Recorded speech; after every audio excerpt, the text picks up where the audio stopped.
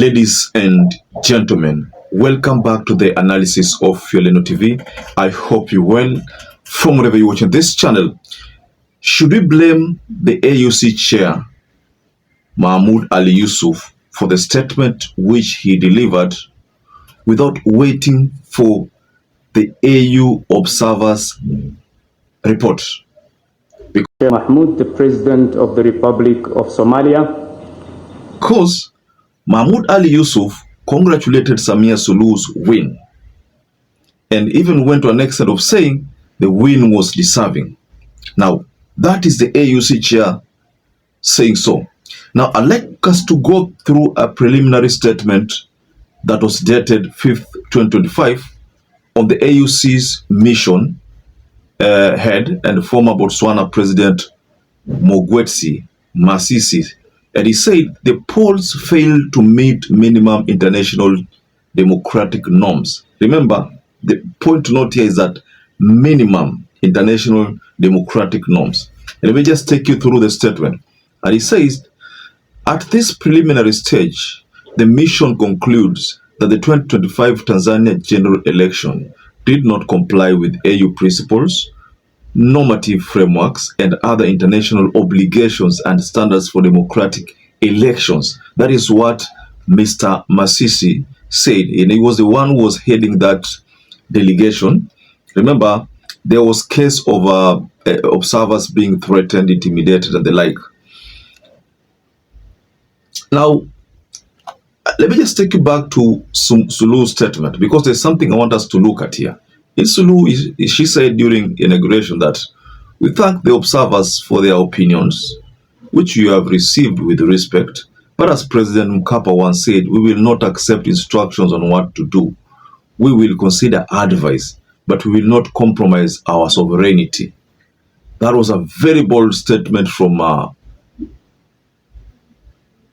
SULUHU. Now, why did the AUC chair react that hastily? You know, that leads me to one suspicion: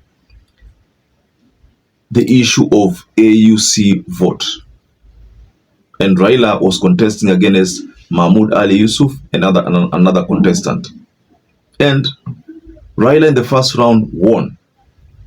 Then votes started reducing, because of SADC interference. Because Mahmoud Ali Yousouf is supposed to rely on the report from the AU mission that was delegated to look at the election, to look at the process, the election and everything in Tanzania, and provide a report that is conclusive, a report that is going to give the actual picture of what really transpired. So we are confronted with a scenario where now AU is giving a statement that exposes Mahmoud Ali Yousouf.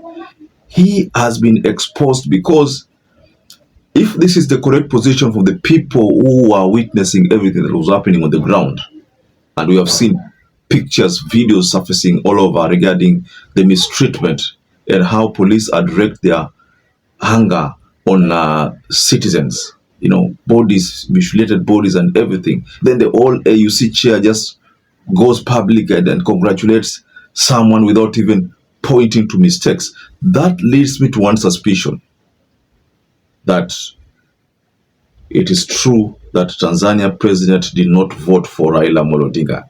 She did not vote for Raila Amolo Odinga. That is already an indicator. There are so many ways of telling. Yeah, we had to know at one particular time the kind of favorism that has come from the AU to the Tanzania authority. Tanzania was quick.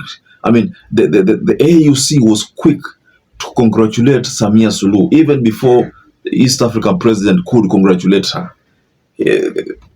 Mahmoud Ali Yousouf was already congratulating Samia. So I agree with everyone who's saying that Mahmoud Ali Yousouf betrayed Africans. In fact, the best person for that position would have been Raila Amolo Odinga. I don't know why the African continent sacrificed their own. That someone would have been a true Pan-Africanist. I do not think Raila Amolo Odinga would have been quick to congratulate someone like SULUHU, considering what happened. Raila would have called a spade and not a big spoon What Mahmoud Ali Yousouf has done is akin to calling spade a big spoon and not addressing the real issue. The real issue is that there was no election in Tanzania. That's what people are saying, ladies and gentlemen. There was absolutely no election in Tanzania. You cannot compete against your own. Samia Suluhu, Hassan Samia, I don't know, you're swapping names. You can't compete with yourself and get all the votes.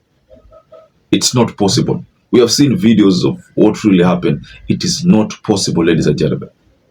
So, personally, I agree with everyone who is saying AU chair betrayed Africans, betrayed Tanzanians. That is a correct position. So perhaps if you're watching this video and you've not subscribed, take 1 second and subscribe, like this video. Until you catch up again, stay safe and stay blessed.